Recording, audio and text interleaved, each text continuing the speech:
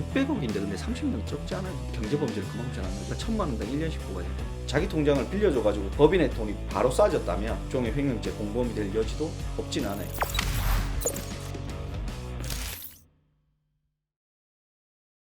안녕하세요 구독자 여러분. 오늘은 모 연예인의 연인이 횡령죄로 기소당한 그 사건, 뭐 여러분 누군지 다 아시죠? 네. 그 사건에 대해서 이야기를 한번 해보도록 하겠습니다. 그 연예인의 연인은 이제 법인의 돈을 이제 횡령을 해가지고 그 사람한테 돈을 한 2억 5천인가? 뭐 그 정도를 줬는데, 그러면 그걸 받은 연예인의 입장에서는 그 사람이 횡령죄 공범이 되는지, 아니면은 뭐 받은 돈을 뭐 토해내야 되는지, 뭐 그런 것들이 어떻게 될지 한번 얘기해 보도록 하죠. 제가 생각할 때는 이거는 토해내야 될 가능성은 아주 낮아요. 이 연예인이 그거를 알고 받았을 것이라는 게 참 입증이 안 될 것 같은데, 제가 볼 때는. 왜냐하면 일단 연인 사이라고 했어요. 연인 사이에서 환심을 사기 위해서 뭐, 그러니까 우리가 저기 여친구든 와이프한테 선물 사주잖아요. 선물 사주고 뭐 현금 줄 때도 있고 하잖아요. 근데 이제 연예인이다 보니까 또 잘 나가는 연예인이잖아요. 그러면 이제 뭐 1, 2천 줘가지고 안 되겠죠, 환심이.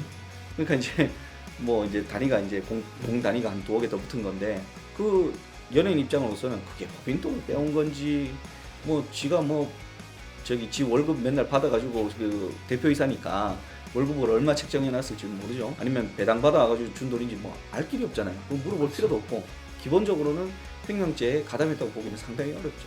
자기 통장을 빌려줘가지고 그 통장으로 법인의 돈이 바로 쏴졌다면 그거는 일종의 횡령죄 공범이 될 여지도 없진 않아요. 근데 그렇게 받았다고 해도 나는 그냥 통장만 빌려줬지 돈이 그렇게 왔는지는 몰랐다, 뭐 그런 돈인지 몰랐다라고 주장할 수도 있어요. 근데 그래도 그렇게 하면 일단 전자금융거래법 위반에 따른 통장 양도는 될 수 있어요. 이 사람 횡령하는 돈인 줄 알면서 받았다는 거 입증하기가 상당히 어려워요. 그리고 만약에 근데 공범은 아니더라도 최소한 횡령한 돈인 줄 알았는데 받았다면 그건 작물 취득은 될 수 있어요. 그러면 토해내야 돼요.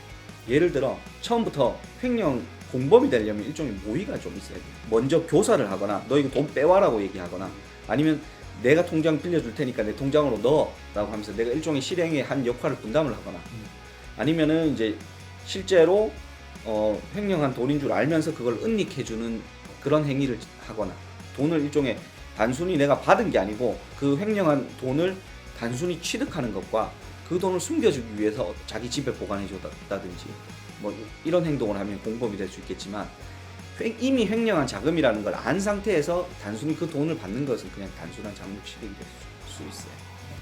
공범은 뭔가를 같이 좀 해야 돼. 솔직하게 이 연예인 입장에서 억울할 수는 있겠네요. 그럴 수 있죠. 그러니까 일반 사람들이 봤을 때는 뭐 2억 5천을 받냐 이러는데, 아니, 사는 수준이 다르잖아. 그거 뭐 그 사람 그게 좋다 나쁘다를 떠나서, 그러니까 누구는 250만 원 받고 살지만 누구는 월에 2억 5천 받고, 일론 머스크는 재산이 얼마예요. 그러니까 사람마다 그게 이제 그 다른 거잖아요. 그게 그거에 대한 뭐 옳다 그르다의 가치 판단을 떠나서 그 사람 입장에서는 용돈 주길래 받았는데 이럴 수 있잖아. 이 사람이 지금 600억인가 횡령했다고 나오는데 600억이든 뭐 예를 들어 600억이라고 치면 600억 횡령했으면은, 물론 근데 이게 또 특정 경제범죄 가중처벌 등에 관한 법률이 있어요. 그러니까 5억 이상이 들어가면 형이 이제 늘어나요. 5억 이상부터 50억까지, 50억부터 또 얼마까지. 그러면 이 사람은 뭐 한 30년까지도 나올 수 있어요. 30년까지 나오네. 네. 근데 30년 나온 사람 한 번도 못 봐. 그렇죠. 경제범죄를 그만큼 잘 안 나오죠. 600억인데 근데 30년도 솔직히 적지 않아요. 저도 적다고 그러니까 1,000만 원당 1년씩 부과해야 돼요. 그러면, 네. 그러면 1억이면 10년이잖아요. 네. 그러니까 우리나라 보통 정해져 있지는 않은데, 제가 이제 경험상으로 해보면 사기, 횡령 일단 기본적으로 한 1, 2억 정도 되잖아요. 네. 근데 1, 2억인데 피해 변제가 안 된다. 그럼 보통 2, 3년 나와요. 그러니까 적죠. 그러니까 그 합의가 안 됐다는 거잖아요. 제가 이전에 다른 영상에서도 얘기했지만 합의가 되면 집행유예로 풀어줘야 돼요. 왜? 돈 갚았잖아요. 근데도 집행유예 안 해주면 그건 뭐하러 갚아요, 그거. 그러니까 피해자를 위해서도 그거는 합의가 되면 그거는 집행유예 해줘야 돼요. 그런데 일단은 합의가 안 됐다는 전제하에, 합의가 안 됐으니까 지금 1, 2억을 손해를 봤는데 얘한테 징역 2, 3년 부과해서 다시 나와서 지명이 재산 안 만들고 또 정상적으로 막 살아가잖아요. 또 피해자 입장에서는 얼마나 진짜. 이런 거에 사실 2, 3년이 아니라 대부분 일반 직장인들 네. 같은 경우는 5, 6년 네. 이렇게 모아야지만 1억이 되는데 그래. 그 사람은 1억 사기치면 2년 딱 나오고 네. 또 사기치고 그러니까 자기 명의의 재산이 또 계속 없는 상태로 살아가니까 네. 뭐 변제를 받지를 못하는 거죠. 그러니까 이게 이렇게 하면은 기본적으로 안 돼요. 왜냐하면 반드시 이제 형량을 세게 한다고 범죄를 안 저지르거나 줄어들질 않아요. 그거는 어느 나라랑 똑같아. 그 중국은 뭐 좀 잘못하면 사형이 사형. 근데 그러면 그 범죄가 적나요? 아니라니까. 그게 형량이 센 게 반드시 범죄를 줄이기 위해서 그렇다기보다는 피해자들한테 이런 특히 재산 범죄나 여러 가지에 있어서는 피해 회복을 위해서. 예를 들어 이런 1억 1, 2억 사기치고 횡령했는데 징역 1, 2년 나오는 것과 징역 10년 나온다고 생각해요. 변제의 그 여지가 훨씬 더 커진다니까요.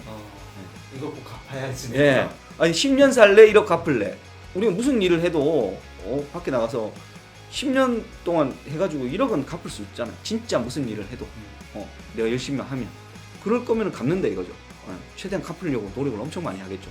10년 살 바에는 근데 1, 2년 살고 나와서 1억을 안 갚을 수 있다고 생각하면 이거는 또 상황이 달라진다.